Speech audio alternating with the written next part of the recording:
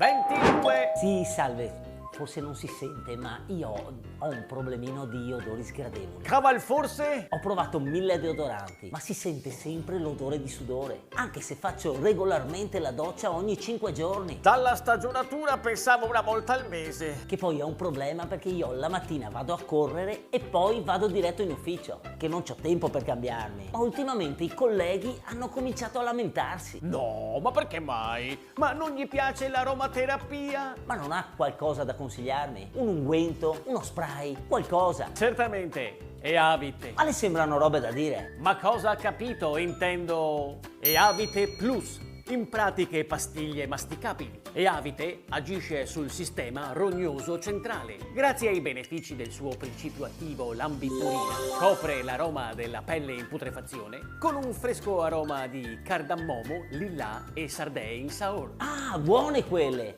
Ma funziona! Urca! Lo prende mio cugino che lavora in una ditta di espurgo pozzi neri. Da quando è iniziato la terapia lo chiamiamo gelsomino, da quanto è profumato. Allora ne prendo 10 scatole! Ah.